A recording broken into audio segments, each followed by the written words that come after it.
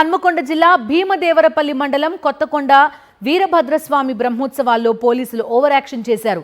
సంక్రాంతి పర్వదినాన వీరభద్రస్వామిని దర్శించుకోవడానికి వచ్చిన ఓ భక్తుడి పట్ల అమానుషంగా ప్రవర్తించారు.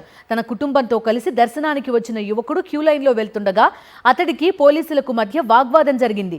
దీంతో పోలీసులు అత్యుత్సాహం ప్రదర్శించారు. భక్తుడిని చితకబాదారు. వందలాది మంది భక్తులు చూస్తుండగానే యువకుడిని ఎత్తుకెళ్లారు. అతడి తల్లిదండ్రులు పోలీసుల కాళ్లపై పడి వేడుకున్నారు. అయినా కనికరించని పోలీసులు యువకుడిని స్టేషన్కు తరలించారు. పోలీసులు అమానుషంగా ప్రవర్తించారని భక్తులు అసహనం వ్యక్తం చేశారు.